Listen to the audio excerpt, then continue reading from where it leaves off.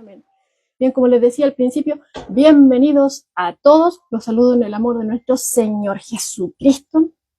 Amén. Y aquí estamos un día más ya para compartir la palabra de nuestro Señor Jesucristo. Bueno, para aquellos que no han estado acompañando, sabemos, ¿cierto?, que estamos en Lucas capítulo 17.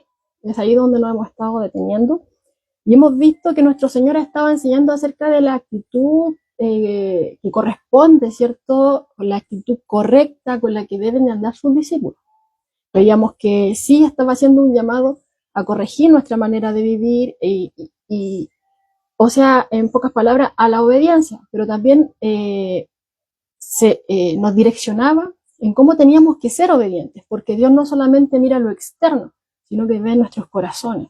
Y Él quiere que lo hagamos con humildad, reconociendo, ¿cierto?, de que todo lo que tenemos, todo lo que somos, todo lo que hacemos, proviene todo de Él, ¿ya? Y lo veíamos, ¿cierto?, en esta parábola del siervo infiel, que todo proviene, ¿cierto?, de Dios, nada es nuestro. Nosotros solamente somos siervos suyos, somos administradores de las cosas que Él nos ha confiado, ¿ya? Y veíamos ahí en ese estudio que el ser obedientes no nos da una posición, por así decirlo, en la cual nosotros podamos decir que Dios nos debe algo, ¿ya? No tenemos mérito delante de Él por ser obedientes, sino que si algo bueno hacemos, es lo que teníamos que hacer. Si en algo obedecemos, es lo que teníamos que hacer, ¿ya? Solamente estamos cumpliendo con nuestro deber de siervos, ¿ya? Y cuando le obedecemos, cuando somos fieles, ¿cierto?, en lo poco, ahí ya se está reflejando. Solamente lo hacemos en gratitud, lo hacemos en amor, reconociendo que Él es nuestro Señor. Amén. Y veíamos que esa enseñanza venía ligada, o sea, daba el pie, daba el escenario para el relato de los 10 leprosos, que es donde estuvimos el martes pasado, ¿ya? Donde veíamos ahí que nuestro Señor ya va saliendo de Berea, se va encaminando, ¿cierto?, a Jerusalén, y ahí entre Galilea y Samaria entra una aldea, ¿cierto?, no se nos da el nombre de esa aldea, y se nos dice que salen a su encuentro 10 leprosos. Obviamente ahí la narración se nos va diciendo que ellos guardaban distancia, la distancia que la ley requería, porque la condición en la cual ellos se encontraban no era fácil. La lepra era una enfermedad terrible en aquellos tiempos, no se conocía mucho más allá, por ejemplo, teniendo la ciencia o la medicina como está el día de hoy, no se tenía tanta ayuda como el día de hoy, pero en aquel entonces, ¿cierto?, era bastante complejo. Entonces no solamente iba avanzando esta enfermedad, desfiguraba el rostro, se perdían sensibilidades, ¿cierto?, de algunas partes del cuerpo, e incluso ya perdiendo esa sensibilidad, se podrían desgastar incluso esas partes porque no las sentían. Podían ser las rodillas, ¿cierto? Algunos podrían desgastar incluso su nariz, ¿ya? Y entonces había un terror, por así decirlo, de contagiarse con eso, porque esa enfermedad, si bien como era contagiosa, tenían que ellos estar prácticamente viviendo fuera de la ciudad, aislados para no contagiar a nadie. Veíamos que también era vista en aquel entonces como señal de juicio de Dios, ¿ya? Entonces veíamos ahí que no solamente afectaba a la persona de manera física, sino que también la ponía bajo un estigma social. Y además veíamos que las personas que incluso estuvieran cerca de personas que tuvieran lepra, quedaban ceremonialmente impuras. Entonces nadie querría relacionarse con personas así de esta forma, ¿ya? Entonces era triste la situación en la cual ellos se encontraban, alejados de su familia, muertos en vida prácticamente, bien, pero al ver a Jesús ven esperanza, ¿ya? Y ellos eran 10. Si bien no se podían acercar a personas sanas, pero entre ellos, ¿cierto?, aquellos que estaban infectados no había problema. Y aquí habían 10 personas, 10 hombres, ¿ya?, que estaban ahí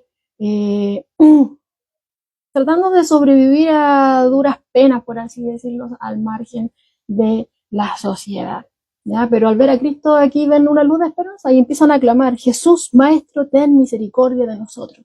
Lucas 17, verso 3. Y como nuestro Señor Jesucristo no hace oídos sordos, bueno, Él les dice que vayan ya a presentarse delante de los sacerdotes para que los declare limpios. Y vemos que ellos van, y cuando ellos van, son sanados.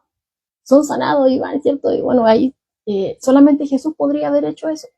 Y ellos, ¿cierto? Al ir, porque Jesús prácticamente podría haber dicho en el momento, sean sanos, y hubieran sido sanos. Pero les dijo que fueran. Y ellos en la obediencia, ¿cierto? Fueron sanados. Y además, al ir a presentarse al sacerdote, estaban cumpliendo con lo que la ley requería, para poder volver a reintegrarse, ¿cierto? A la sociedad, volver a reintegrarse, ¿cierto? Ahí a reunirse con su familia, con el pueblo, ¿cierto? En la adoración y todo eso. Pero veíamos que solamente uno de estos 10 se da cuenta de lo que ha acontecido. Se da cuenta de que esto no es algo que él merecía, por así decirlo, que esto es misericordia de Dios. Y él vuelve al Señor Jesús a darle gracias y se postra, ¿cierto?, delante de él y le da gloria a Dios.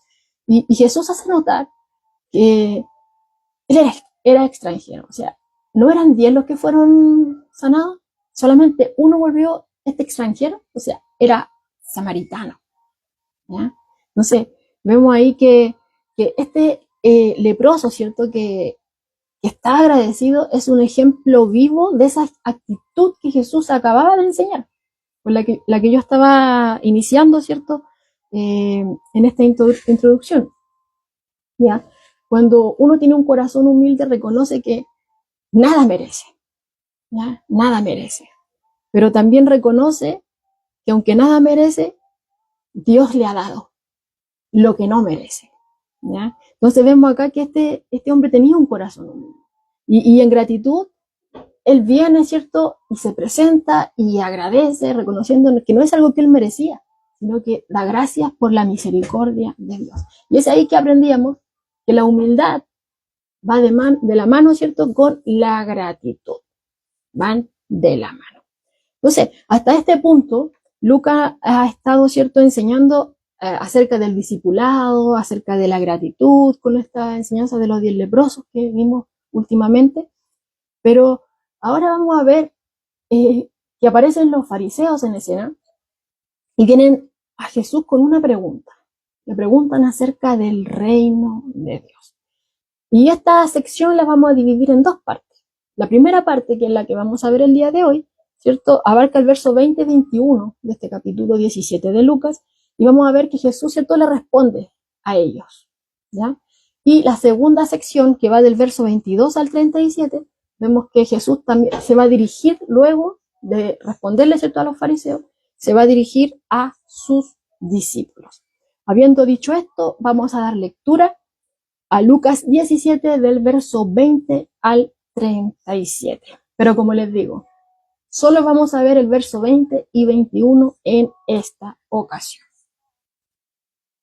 Dice así la palabra del Señor. Preguntado por los fariseos cuándo había de venir el reino de Dios, le respondió y dijo: el reino de Dios no vendrá con advertencia, ni dirán, helo aquí o helo allí, porque he aquí, el reino de Dios está entre vosotros. Y dijo a sus discípulos: tiempo vendrá cuando desearéis ver uno de los días del Hijo del Hombre y no lo veréis. Y os dirán, helo aquí o helo allí. No vayáis, ni lo sigáis, porque como el relámpago que al fulgurar resplandece desde un extremo del cielo hasta el otro, así también será el Hijo del Hombre en su día. Pero primero es necesario que padezca mucho y sea desechado por esta generación. Como fue en los días de Noé, así también será en los días del Hijo del Hombre. Comían, bebían, se casaban y se daban en casamiento, hasta el día en que entró Noé en el arca y vino el diluvio y los destruyó a todos. Asimismo, como sucedió en los días de Lot, comían, bebían, compraban, vendían, plantaban, edificaban. Mas el el día en que Lot salió de Sodoma, llovió del cielo fuego y azufre, y los destruyó a todos. Así será el día en que el Hijo del Hombre se manifieste. En aquel día el que esté en la azotea y sus bienes en casa no descienda a tomarlos, y el que esté en el campo asimismo no vuelva atrás. Acordaos de la mujer de Lot. Todo el que procure salvar su vida, la perderá, y todo el que la pierda, la salvará. Os digo que en aquella noche estarán dos en una cama, el uno será tomado y el otro será dejado. Dos mujeres estarán moliendo juntas, la una será tomada y la otra dejada. Dos estarán en el campo, el uno será tomado y el otro dejado. Y respondiendo le dijeron, ¿dónde, Señor? Él les dijo, donde estuviera el cuerpo, allí se juntarán también las águilas. Amén.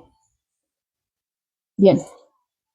Y ahí la porción de la escritura que vamos a ver el día de hoy, no completamente como les decía. Ahora, más adelante vamos a considerar detenidamente la profecía del Señor referente a su segunda venida, ¿ya? Y también no está de más decir que esta profecía que acabamos de leer acá en Lucas se encuentra también en Mateo 24, pero con mucho más detalle, ¿ya? Pero como les digo, vamos a tratar de ver ligeramente este discurso acá en Lucas, porque más adelante lo vamos a ver de manera más detenida, ¿ya? Con la excepción de los versículos 20 y 21 en los cuales hoy nos vamos a detener, ¿ya? Bueno, como leíamos ahí, en el verso 20, los fariseos le hacen una pregunta a nuestro Señor. Dice ahí, preguntado por los fariseos, ¿cuándo había de venir el reino de Dios? Bien, ellos le hacen esta pregunta. Ahora, esta pregunta que ellos le hacen no tiene que ver tanto, ese cuándo, no tiene que ver tanto con la fecha, ¿ya? Sino que a lo que ellos iban enfocados es a las señales visibles de ese establecimiento del reino, ¿ya? ¿Por qué? Porque los días de nuestro Señor Jesucristo, al igual como sucede hoy en día, las personas anhelaban la venida del Mesías, ¿ya? Ellos conocían las escrituras hasta ese entonces, las del Antiguo Testamento, ¿cierto? El Pentateuco, los profetas, ellos conocían, ¿cierto? Esto, y estas escrituras hablaban, ¿cierto? Acerca de la gloria del Mesías, de esa gloria que el Mesías iba a tener. Entonces ellos anhelaban eso ya, ellos anhelaban ese tipo de vida y esa tierra ya, lo querían ahora. Por ejemplo, mire, aquí puse un comentario. Dice, el historiador del siglo XIX, Emil Schurer, resumió así las expectativas del pueblo judío en cuanto a la venida del Mesías y el establecimiento de su reino. Mire, dice, primero, la venida del Mesías estará precedida por una época de tribulación. Segundo, en medio de la confusión, aparecerá un profeta parecido a Elías como precursor de la venida del Mesías. Tercero, el Mesías establecerá su reino glorioso y reivindicará a su pueblo. Cuarto, las naciones se aliarán entre sí para pelear contra el Mesías. Quinto, el Mesías destruirá a todas esas naciones que se le opongan.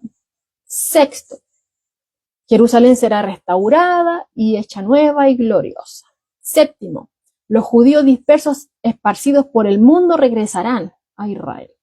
Octavo, Israel se volverá el centro del mundo y todas las naciones se doblegarán ante el Mesías. Y por último, dice aquí el comentarista, el Mesías establecerá su reino que resultará en un tiempo de eterna paz, justicia y gloria, ¿ya? O sea, ahí vemos en ese comentario que hace este historiador acerca de las expectativas que ellos tenían con referencia a la venida del Mesías, ¿cierto? Y el establecimiento del reino, ¿ya? Entonces, como ya veían que algunos decían que Jesús era Elías, o Jesús y después le dice, no, ya vino, fue Juan, ¿ya? Entonces ellos decían, ya, entonces, incluso hasta sus discípulos le preguntaron, ¿cuándo? ¿Ya? Y bueno, y aquí vemos a los fariseos también haciendo la pregunta. Entonces, Ya ven que se están haciendo milagros y cosas por el estilo, pero no ven que esto vaya avanzando como ellos esperaban que avanzara. No, como que no, no coincidía, ¿ya? Vemos que, por ejemplo, Jesús estaba haciendo cosas que para ellos no iban al caso, como por ejemplo que en vez de venir, ¿cierto? Y enfrentarse a Roma, vemos a un Jesús que está acercándose a publicanos, a pecadores, ¿cierto? Está en busca de personajes que están siendo marginados por la sociedad, ¿ya? Entonces, por ejemplo, anteriormente con los leprosos, entonces está haciendo cosas, incluso veíamos mucho tiempo atrás que Jesús incluso sanó a un siervo de un centurión. Entonces, los que estaban a su alrededor, ¿cierto? El pueblo, tienen que, ¿qué está pasando? ¿Qué está haciendo? ¿Será él? Incluso vemos que hasta Juan el Bautista, ¿cierto? Cuando estaba ahí detenido, manda a sus discípulos a preguntar, o sea, ¿eres tú el que había de venir o vendrá otro? Entonces, estas eran las expectativas que tenía el pueblo, ¿ya? Entonces ellos esperaban que la venida, ¿cierto? De un gran rey que fuera materialmente glorioso, que viniera con un ejército, ¿cierto? Con un reino militarmente poderoso, que derrotara a Roma, ¿ya? Y que exaltara a Israel, ¿ya? Pero Jesús, como les decía, no, como que no encajaba con esta expectativa. De hecho, mire lo que dice aquí MacArthur. Dice, Jesús nació bajo las más humildes de las circunstancias, en un establo, con un pesebre como su cuna. No nació en un palacio, ¿ya? No estuvo ahí con la realeza.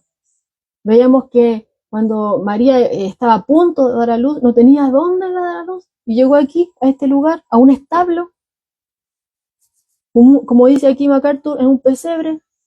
Esa fue su cuna, ¿ya? Entonces él nació bajo las más humildes circunstancias. Y vemos ahí que los primeros visitantes que tuvo no fueron de, de, de la realeza, sino que vemos que pastores humildes vinieron a verlo, ¿ya? Entonces vemos ahí que dice aquí MacArthur, además se crió en la despreciada aldea de Nazaret, o sea, vamos añadiendo. ¿Y esta dónde se encontraba Nazaret? Se encontraba en Galilea. Y Galilea era despreciada, era menospreciada, ¿cierto? Por los judíos sofisticados, los que estaban ahí, la élite que se encontraba ahí en Jerusalén, ¿ya? Entonces, vemos que no nace en un lugar que quizá ellos hubieran esperado que naciera Jesús, ni el lugar de donde fue criado, ¿ya? Entonces, de hecho, vemos más adelante que cuestionan incluso cuando dicen que de Nazaret, ¿qué bueno hay de Nazaret? ¿Acaso no has visto que nunca se ha levantado profeta de ahí? No sé, vemos ahí que todos los puntos para ellos Jesús no era, ¿ya? Y además Jesús venía proclamando un reino espiritual, donde vemos que dice el reino de Dios se ha acercado y llama a los hombres al arrepentimiento.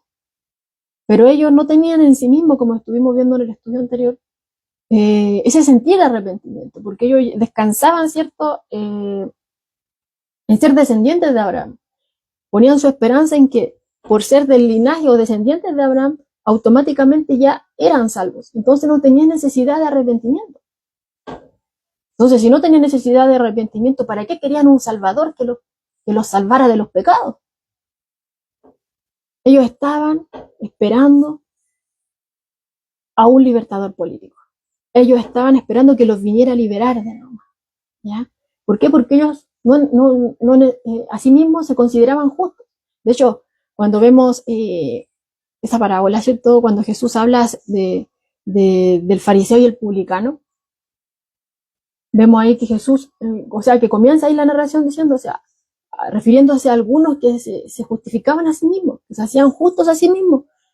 Vemos ahí que aparece un fariseo y empieza a darle gracias a Dios, porque yo no soy como estos otros que son malvados, yo no soy injusto, yo no soy ladrón, gracias a Dios porque yo doy diezmo, porque yo ayuno y cosas por el estilo, o sea. Pero por otro lado vemos al publicano que se reconocía a sí mismo como indigno, ni siquiera era capaz de mirar al templo, ni siquiera era capaz de mirar al cielo. Solamente se golpeaba. Dios sé propicio a mi pecador. Ahí vemos los contrastes, ¿ya? Entonces, Jesús venía proclamando un reino espiritual y ellos no querían. Ellos querían uno político, ¿ya? No esperaban un salvador que los salvara de los pecados, no se sentían pecadores. Se consideraban justos, ¿ya? Entonces, aquí, aunque, hermano, Lucas no nos va diciendo explícitamente cuáles eran las motivaciones que se ocultaban detrás de esta pregunta. Él, tomando el contexto previo, ¿cierto?, de lo que ya hemos visto, ¿ya?, en un contexto más amplio de aquí, yéndonos más anteriormente al capítulo 17, los fariseos en varias ocasiones ya han estado rechazando al Señor. Y de hecho lo hemos visto que han estado poniéndolo a prueba, ¿ya? ¿Por qué? Porque estaban buscando desacreditarlo. Ellos tenían miedo a la gente. Querían que Jesús se callara, querían quitarlo de escena. Jesús movía mucha multitud, sus enseñanzas ya se estaban tornando peligrosas. Entonces, para ellos ya era una molestia. Y de una u otra forma estaban intentando hacerlo caer en una trampa, poniéndolo a prueba. Por ejemplo, en Lucas 11, verso 16, vemos que ellos estaban pidiendo señal del cielo. Jesús ya estaba haciendo milagros, estaba echando fuera demonios, estaba sanando leprosos. Nadie se atrevería a tocar un leproso, como decíamos anteriormente, como hemos visto en el estudio anterior. Nadie se atrevería. Una persona sana se contagia, pero Jesús no tenía problema, incluso tocó a un leproso, ¿ah?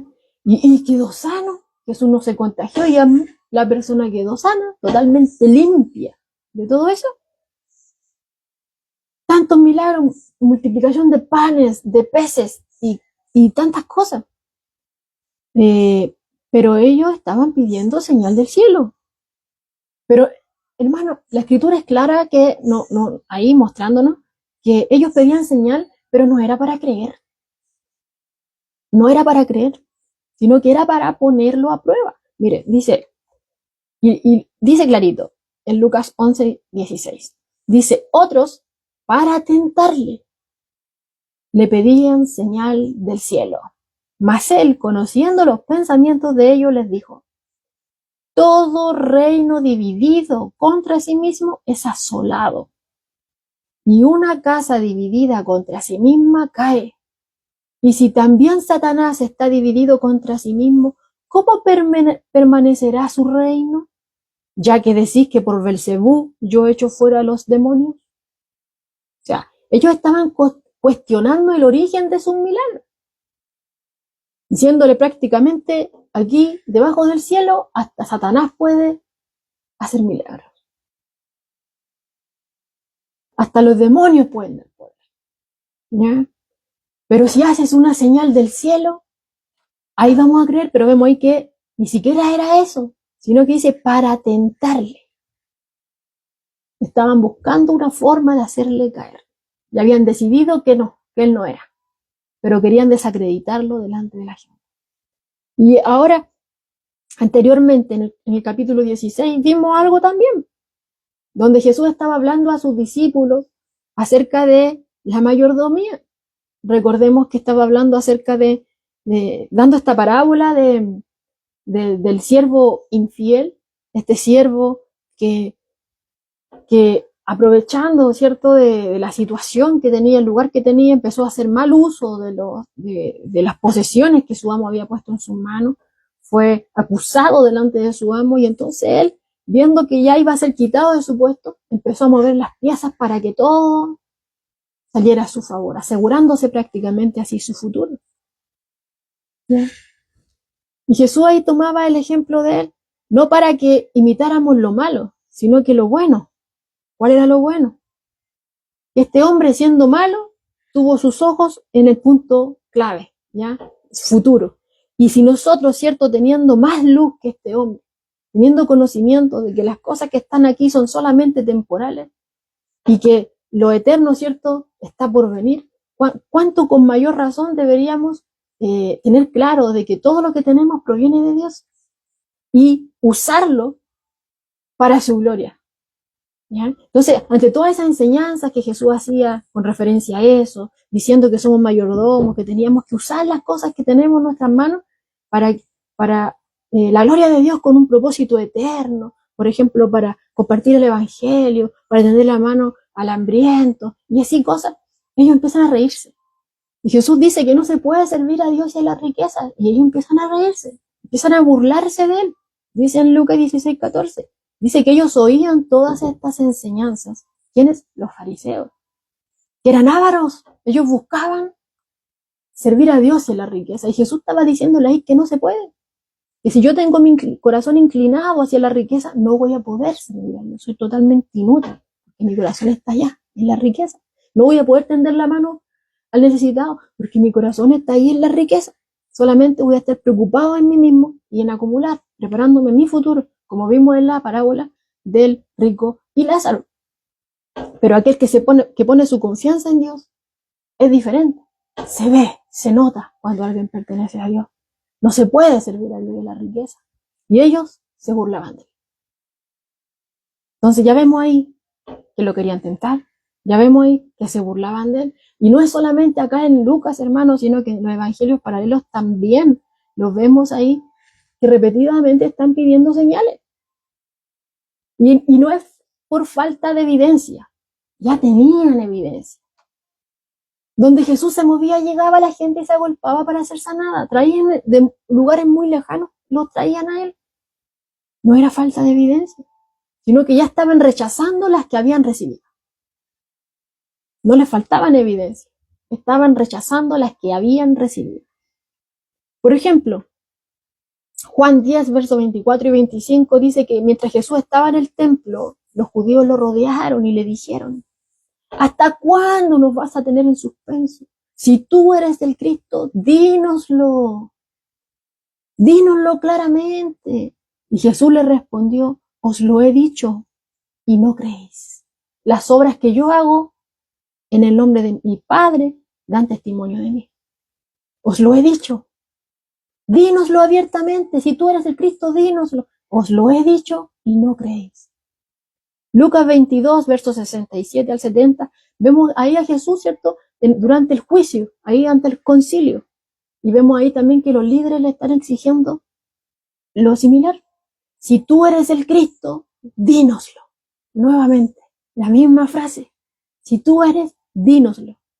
Y él le contestó: si se lo dijera a ustedes, no me lo creerían. Porque ya conocía sus corazones. ¿Ya? Y luego lo vemos en la crucifixión. Ahí Jesús, ¿cierto? En la cruz. Mateo 27, verso 40 al 42. Le dicen, o sea, Jesús ahí crucificado, le dicen: tú que derribas el templo y en 3 días lo edificas, sálvate a ti mismo.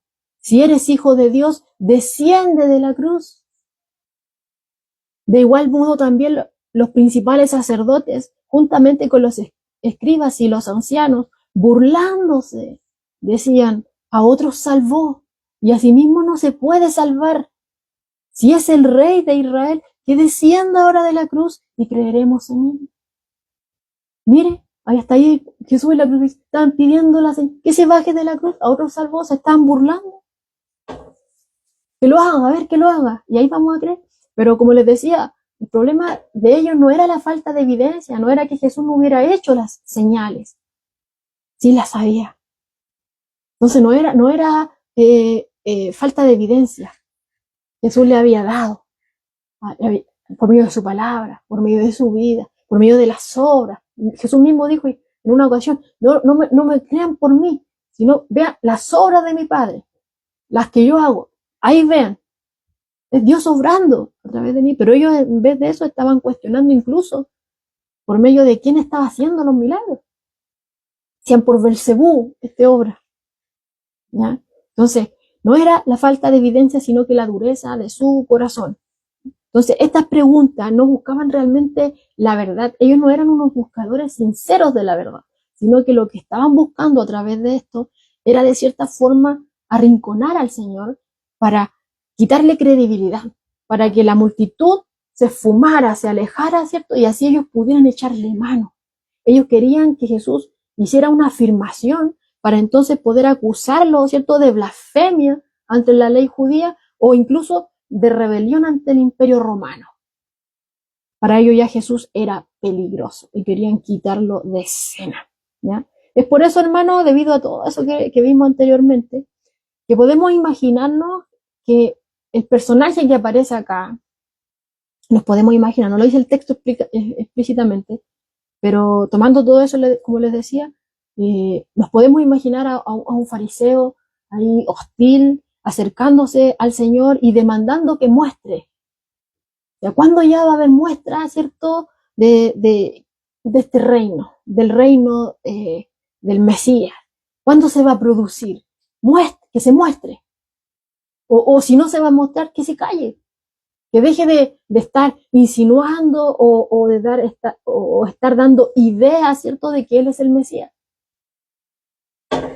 Podemos fácilmente pensar que eso fue lo que sucedió acá, pero como les digo, o sea, tomando el contexto anterior, pero como les digo, no sale explícito ahí. Pero ya hemos visto esta relación hostil entre los líderes religiosos, básicamente los fariseos, con el Señor. Dice aquí un comentario de Enduring Word. Mientras el Señor aún estaba en la tierra, los días del Hijo del Hombre eran muy poco estimados. Los fariseos hablaron de ellos con burla. Eso es lo que estuvimos viendo. Hablaron de ellos con burla. Y demandaron cuándo vendría el reino de Dios. Tanto como para decir, ¿esta es la venida de tu reino? ¿Son los pecadores y los campesinos tus cortesanos? ¿Son estos los días que los profetas y reyes esperaron tanto? Claro. Eso lo vemos en la página de Enduring Word, ¿ya? Citando ahí a Spurgeon. Entonces, fueron muy poco estimados, como dice aquí el comentarista. Ellos hablaron acerca de Jesús, ¿cierto?, con burla, acerca de sus enseñanzas, las obras que Jesús hizo, no aceptaban que venían de parte de Dios, sino que incluso lo acusaron de que era por obra, ¿cierto?, del enemigo, y cuestionaban este reino, cuestionaban, o sea, ¿este es tu reino? Esto, o sea, te estás acercando, como lo decía anteriormente, que veían que se acercaba a los despreciados, se acercaba a los pecadores, o sea, y tienes pescadores, están ahí, mira la gente de la cual te has rodeado, ¿cierto?, con tus discípulos y cosas por el estilo. O sea, de estas personas vas a llenar tu reino. Este es el reino que tanto estaban anhelando y que querían estar, vivir, ¿cierto?, los reyes y los profetas, cuestionando. Pero como hemos visto, nuestro Señor Jesucristo ve los corazones, y Él, como hizo repetidamente, Él no guardó silencio delante de ellos, sino que ellos venían con estas intenciones y el Señor corrige sus ideas. Y aquí nuevamente lo hace. Él corrige sus ideas equivocadas acerca del reino de Dios. Y les dice, o sea, ellos estaban esperando que Jesús les mostrara las señales. Y Jesús les dice, el reino de Dios no vendrá con advertencia. Ni dirán helo aquí o helo allí. Porque aquí el reino de Dios está entre vosotros. ¿Ya? El reino de Dios no vendrá con advertencia. Dice aquí el comentario de Enduring Word, dice, señala que la palabra traducida como advertencia, ¿ya?, la que acabamos de leer, en el versículo 20, advertencia o observación, se refiere a una observación cuidadosa y hasta hostil, como la de alguien que buscaba señales para cuestionar o desacreditar, que justamente, hermano, lo que veníamos hablando anteriormente, que ellos estaban en una parada hostil con el Señor, que ellos estaban en una parada de cuestionar, en búsqueda de desacreditar, ¿ya? Entonces, en otras palabras, los fariseos estaban buscando el reino, pero con una actitud incrédula, con una actitud crítica, ¿ya? Y ellos estaban esperando esas manifestaciones espectaculares que pudieran, de cierta forma, satisfacer sus propias expectativas, ¿ya? Como por ejemplo, yo les decía anteriormente que ellos decían ya, debajo del cielo todo milagro que tú has hecho, sí, hemos visto que tienes poder, pero ellos lo atribuían, ¿cierto?, a Belcebú. Por medio de él tú estás haciendo las cosas, ¿ya? O sea, si fuera una señal del cielo, entonces ahí sí te vamos a creer. O sea, ellos estaban esperando, podríamos decirlo, señales como en el tiempo de Moisés, como cuando Dios hizo, ¿cierto?, caer maná del cielo. O, ¿cierto?, en el tiempo de Josué, cuando Dios detuvo el sol. O Elías, cuando Dios hizo que descendiera fuego, ¿ya? Ese tipo de manifestaciones espectaculares estaban esperando. Pero Jesús les dijo que ese tipo de señales, que Jesús ya veía sus corazones, que no eran buscadores sinceros de la verdad, ellos solamente querían hacerle caer en una trampa, que querían tentarle, ¿ya? Y les dice que ese tipo de señales no les será dada, sino solamente la señal de Jonás, o sea, haciendo alusión a su muerte y resurrección. Y ni aún así creyeron, aunque tuvieron el testimonio, ¿cierto?, de los romanos, de lo que sucedió, esos soldados que estuvieron guardando la tumba, de lo que sucedió, lo que ya no estaba ahí, cómo estaban los lienzos, qué fue lo que pasó.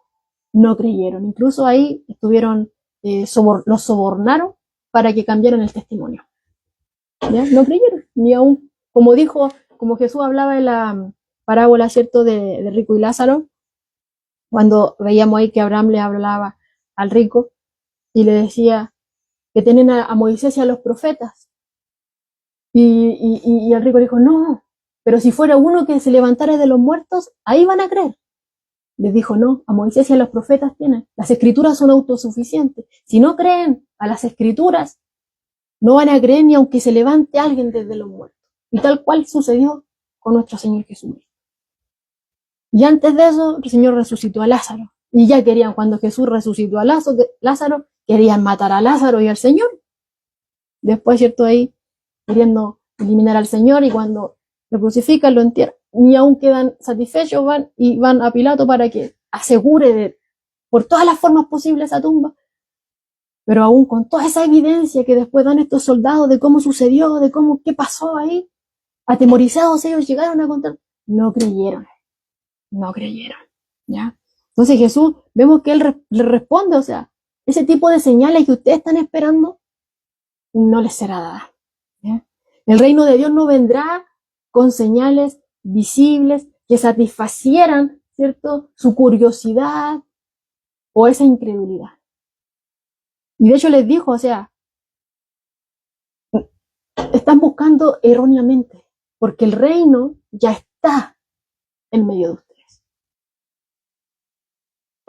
Versículo 21. No dirán, helo aquí o helo allí, porque aquí el reino de Dios ya está entre vosotros. Ya está entre vosotros. Ahora dice aquí Pablo Hoff, la frase el reino de Dios está entre vosotros se puede traducir como está en vosotros. Pero, ¿qué quiere decir esta expresión? Hay varias interpretaciones. A. El reino es algo espiritual e interno, algo que se encuentra dentro del hombre. Por ejemplo, el apóstol Pablo dice que el reino de Dios no es comida ni bebida, sino justicia, paz y gozo en el Espíritu Santo. Entonces vemos ahí el primer punto, la primera interpretación, que se refiere al reino de Dios en el corazón del hombre, a la hora del Espíritu Santo, ¿ya?, en el corazón del hombre. El proceso de transformación que Dios va haciendo del hombre, el cual se va manifestando externamente, ¿ya? O sea, en otras palabras, cuando Dios gobierna mi corazón, se nota externamente. Esa es la primera interpretación que vemos acá. Dios empieza reinando en el corazón del hombre y se hace visible a través de la vida de este hombre. El segundo punto que dice acá, me adelanté. Dice, el problema con esta interpretación es que Jesús les está respondiendo a los fariseos y es evidente que el reino no está en ellos. Ya, es ahí el problema con esa interpretación que nos dice MacArthur. Pablo Hoff, ¿ya? Que está hablando del reino, ¿cierto? De Dios en el corazón del hombre, pero aquí Jesús está respondiéndole a los fariseos. Y como dice acá, los fariseos rechazaban a Jesús. Entonces, si rechazaban a Jesús, el reino no está en ellos. Entonces, la segunda interpretación dice aquí que Jesús les quiso decir, el reino no está lejos, sino que es algo a vuestro alcance. ¿Ya? Sí. Y la tercera interpretación que nos dice acá Pablo Hoff, dice, el reino está presente en la persona y ministerio de Jesucristo. Y es probable que esta sea la interpretación, nos dice aquí Pablo Hoff. ¿Ya? O sea, Jesús les dijo, ellos estaban esperando todas estas señales, pero como ya veíamos anteriormente, no era porque quisieran creer, porque ellos ya tenían su corazón endurecido. Entonces ellos estaban queriendo, por así decirlo, cuestionar a Jesús para que disipar a la multitud. Pero si bien estaban haciendo como, enfocando a la gente como queriendo decir, lleva tanto rato y nos vemos todavía que haga algo más. No vemos que nos libere de Roma, no vemos estas cosas, no vemos ni siquiera estas señales, por ejemplo, que ocurrieron con Moisés, con Josué o con Elías. ¿Ya? Entonces no creemos que Dios realmente esté con él. Estaban cuestionando a Jesús, ¿cierto? Y todo lo que Jesús hacía y decía. ¿Ya? Pero el reino ya estaba en medio de ellos. Estaban presentes en la persona y ministerio de Jesucristo, al mismo que ellos estaban rechazando. Entonces, mientras ellos estaban esperando este reino político, mientras ellos estaban esperando este reino visible, espectacular, el reino de Dios ya estaba entre ellos, porque el rey ya estaba ahí entre ellos, de hecho estaba frente a ellos. Y yo lo estaba cuestionando. Pero estaba inaugurando un reino totalmente distinto a lo que ellos imaginaban. ¿Ya? ¿Por qué? Porque el reino comenzó con la venida de Jesucristo. Ahí inició. Con su presencia, con su predicación, por medio de sus obras. De esa forma Dios irrumpió, ¿cierto?, en la historia. De esa forma inició el reino de Dios. De hecho, Jesús predicaba, decía, el reino de Dios se ha acercado. Llamaba al hombre al arrepentimiento. El rey ya estaba ahí. Y esta enseñanza fue el centro de su mensaje en la predicación. ¿Ya? Y desde entonces, ¿cierto?, ese reino ha continuado extendiéndose hasta el día de hoy, a medida que las personas vienen a Cristo en arrepentimiento y fe. ¿Ya? Aquellos que vienen a Cristo en arrepentimiento y fe, a Cristo, ¿ya? Y cuando Cristo gobierna mi corazón, como les decía anteriormente, como hablaba la primera interpretación ahí, Pablo Hoff, se nota, ¿ya? Porque cuando Cristo reina en una persona, el Espíritu Santo va haciendo, el Espíritu Santo va transformando a esa persona, de una transformación progresiva, en la cual, ¿cierto?, van cambiando las prioridades, en la cual van cambiando, ¿cierto?, la manera de pensar, va cambiando la manera de hablar y la manera de vivir. Es una transformación progresiva, como les decía. Y de esta forma, a medida que Dios me va transformando, ese reino de Dios que está en mi corazón se va extendiendo de mí exteriormente y se hace visible externamente. ¿Ya? Se hace visible. Ese reino de Dios se hace visible en el creyente por medio de los efectos que produce, ¿ya?, en cada una de estas áreas. Ya no somos iguales, hemos nacido de nuevo y Dios transforma cada área de nuestra vida. Entonces, con esto lo que Jesús estaba diciendo es que el reino, ¿cierto?, no se va a manifestar de la forma que ellos esperaban que fuera. Así que si estaban buscando ese tipo de señales, estaban totalmente equivocados. El reino de Dios ya había comenzado, ya con Cristo, el mismo rey estaba ahí. Y como les decía, y por extensión, luego de toda su obra, este reino iba a continuar extendiéndose a medida que los hombres vengan a Cristo en arrepentimiento y fe. Dios va gobernando los corazones de aquellos que creen y se empieza a manifestar esa transformación de manera visible aquí en la tierra. Pero aquí viene lo que decía Pablo Juan anteriormente, que si fuese así, ¿cierto?, lo que quiso decir Jesús, ¿ya? Aquí se estaba respondiéndole a los fariseos. Y el tema justo está acá.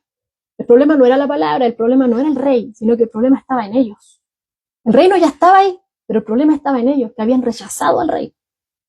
Habían rechazado a Jesús. Pues entonces fue por esa dureza de su corazón que eran incapaces de reconocer al rey. Y por consecuencia no podían ver el reino. ¿Ya? No podían ver el reino. ¿Por qué? Porque aquellos que rechazan al rey no pueden ver al reino de Dios. Jesús se lo advirtió a Nicodemo. El fariseo Nicodemo. De cierto te digo, el que no naciere de nuevo no puede ver el reino de Dios. Solamente por medio de Cristo podemos nacer de nuevo. Solamente por medio de Cristo. ¿Ya? Pero ya estaban rechazando a Cristo. El apóstol Pablo dice, el hombre natural no percibe las cosas que son del Espíritu de Dios, porque para él son locura y no las pueden entender, porque se han de discernir espiritualmente. Por eso ellos no las entendían. No podían, no percibían, porque estaban rechazando al mismo Hijo de Dios. A aquel que el Padre, ¿cierto?, envió para que todo aquel que en él cree no se pierda, sino que tenga vida eterna. Estaban rechazando, estaban buscando, ¿cierto?, al reino, pero estaban rechazando al rey. Y así igual como mucho hoy en día. Como mucho hoy en día, o sea, los fariseos decían anhelar el reino, pero estaban rechazando al rey. Y no se puede desear el reino si estoy rechazando al rey. No lo voy a poder ver. Aquellos que rechazan al rey no van a poder ver ni entrar al reino. ¿Ya? Entonces, hay muchas personas, ¿cierto?, que dicen que creen en Dios hoy en día. No, si yo creo en Dios. No, si yo confío en las promesas de Dios. Yo quiero que venga su reino. Pero contradictoriamente están en busca de experiencias sobrenaturales para creer que Dios está. No es que yo no siento la presencia de Dios. No, es que aquí sí se siente. Y andan así buscando. Lo que van a encontrar es ser engañados solamente. ¿Por qué? Porque Dios ya se ha revelado en la persona de Jesucristo. ¿Y dónde está esa revelación? En la Escritura. Ahí está la revelación completa. Todo lo que el hombre necesita saber para la salvación está ahí en la Escritura. La Escritura de principio a fin, Cristo. Entonces, yo no puedo decir, no, si yo creo en Dios, pero estoy buscando señales. No, si yo anhelo el reino, que venga el reino, pero estoy detrás buscando señales para creer. Es totalmente contradictorio. Dios ya se ha revelado plenamente en Jesucristo. Ahí está todo. Entonces, la pregunta no es ¿dónde está el reino? Sino que la pregunta debería ser, ¿he conocido realmente al rey? ¿Lo he reconocido? Porque está entre vosotros. Ya está. ¿No? Ya está. El reino, ¿cierto?, fue inaugurado con la primera venida de nuestro Señor Jesucristo. Y luego de su muerte, la resurrección, asciende al Padre, viene la promesa del Espíritu Santo, y desde entonces, ¿cierto?, Dios gobierna el corazón del hombre. Empieza a trabajar ahí, nos sella con el Espíritu Santo, es obra del Espíritu Santo en cada uno de nosotros, ¿cierto? Y va produciendo fruto, amor, gozo, paz, paciencia, benignidad, bondad, fe. Y así Dios nos empieza a transformar, empieza a cambiar nuestros pensamientos, nuestra forma de hablar, nuestra forma de vivir. Dios cambia nuestros corazones de manera paulatina. Y eso se va manifestando externamente, en mis relaciones con los demás. Y eso es visible al mundo. Eso es visible al mundo. ¿Ya? Entonces, el reino fue inaugurado por medio de Cristo y se sigue extendiendo el día de hoy. Pero su manifestación plena, esa manifestación gloriosa, aún está por venir. Todavía falta. ¿Ya? Entonces, esas señales que estaban relacionadas con el establecimiento del reino, que podríamos decir que los fariseos estaban exigiendo, no correspondían a la primera venida de Cristo, sino que a la segunda. ¿Ya? Entonces, no será hasta entonces que el reino va a ser establecido completamente y de manera visible, de manera definitiva. Pero, si bien falta para que sea su manifestación gloriosa, ¿ya? Aquellos que rechazan al Rey, aquellos que rechazan a Jesucristo, no van a poder ni siquiera ver ese reino, ni siquiera van a poder poner un pie en ese reino. Están rechazando al Rey. ¿Cómo van a osar entrar al reino de este Rey? Imposible. Imposible. Entonces, ahora, surge una pregunta importante. Y con esto vamos a estar finalizando. Surge una pregunta importante. Si ya hemos dicho, ¿cierto?, que este reino ha comenzado con la primera venida de nuestro Señor Jesucristo y se completa, ¿cierto?, llega a plenitud con esa segunda venida de nuestro Señor Jesucristo. ¿Cómo será ese día cuando, cómo será, qué va a acontecer, cómo será cuando se manifieste a toda su plenitud este reino? ¿Cómo será ese día? Bueno, a partir del versículo 22 en adelante, vamos viendo que Jesús deja de hablar a los fariseos y se dirige ahora a sus discípulos. Y a ellos les responde precisamente esta pregunta, ¿ya? Ahora aquí vemos un contraste bastante intencional, porque por ejemplo en el verso 20 y 21 vemos ahí este diálogo entre los fariseos, ¿cierto?, y Jesús. Pero del verso 22, en el verso 22, ¿cierto?, en adelante, vemos que Jesús está respondiéndole a sus discípulos. Y vemos que en el verso 20-21 les da una respuesta breve. O sea, ellos estaban buscando estas señales y Jesús les dice que, o sea, de esa forma que ustedes piensan, no es. O sea, están totalmente equivocados si piensan que es de esa forma. El reino de Dios ya está obrando. Solo que ustedes no lo pueden ver porque ustedes están endureciendo sus corazones. Simple. Pero vemos que del verso 22 en adelante, Jesús le empieza a dar más detalles, una mayor explicación a sus discípulos acerca de su regreso. ¿Ya? Entonces, aquellos que rechazan la revelación vemos que es algo breve. Pero aquellos que le siguen realmente, les da una explicación un poco más amplia. ¿Ya? Entonces, ahí vamos a ver que les va a enseñar acerca de su regreso, cómo deben esperarlo y cómo deben vivir mientras llega ese día. Y eso lo vamos a ver, ¿cierto?, en el próximo estudio, si así Dios lo permite. Nos vamos a explayar ahí. Yo, como les decía, más adelante vamos a considerar detenidamente la profecía del Señor referente a su segunda venida, más adelante, ¿ya? Pero ahora, ¿cierto?, estuvimos viendo solamente el verso 20 y 21. Nos detuvimos acá y nos explayamos, ¿cierto?, en esto. En el próximo estudio, si así Dios lo permite, vamos a estar viendo del verso 22 en adelante. Amén. Así que le doy gracias al Señor por esta oportunidad, le doy gracias al Señor por todos aquellos que pudieron estarme acompañando, aquellos que quizás lo van a ver después también, que esta palabra haya sido de gran bendición a sus vidas y que el Señor nos ayude, ¿cierto?, a estar totalmente rendidos a Él, a estar enfocados en Jesús, el autor y consumador de la fe, nuestros ojos puestos en Jesús, confiando totalmente en Él. Amén. Y no estar buscando otras cosas, no estar buscando otras señales que digan, no, es lo aquí, no, es que aquí sí, no, acá, no. Dios gobierna el corazón. Entonces el tema no es dónde, ¿ya? Sino que realmente es reconocido al Rey. Dios se ha revelado por medio de Jesucristo. Ahí está todo, por medio de Cristo.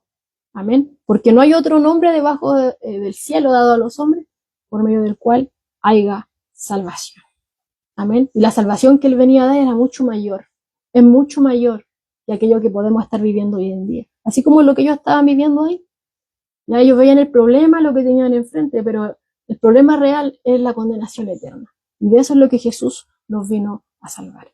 Amén. De la condenación eterna. Y realmente no somos merecedores de nada. Y como hablábamos, ¿cierto?, tomando en los estudios anteriores, o sea, el Señor nos enseñaba que un corazón humilde reconoce que en su misericordia Dios no nos da lo que nosotros merecíamos, sino que en su misericordia Dios nos da lo que no merecíamos. Nosotros lo que merecíamos era condenación eterna. La ira de Dios estaba sobre nosotros. Éramos delincuentes espirituales. Pero a Él le ha agradado salvarnos. Él salió en nuestra auxilio y no nos dejó ahí en esa miseria, sino que ideó un plan. Ideó un plan para que nosotros fuésemos salvos. Y por eso vino Cristo. Por eso vino Cristo. Y gloria a Dios, cierto, que vino por nosotros y que no nos dejó. Aún sabiendo cómo somos. Aún sabiendo que muchas veces tenemos dudas. Aún sabiendo que somos débiles. Pero Él nos dejó su palabra para que estemos ahí recordando las cosas que Él nos ha dicho, para que sigamos confiando en Él. ¿Ya? Y Dios no es hombre para mentir. Dios no es hombre para mentir. Y sí nos dijo que en el mundo tendremos situaciones complejas, tendremos aflicciones, pero que confiáramos, porque Él venció al mundo.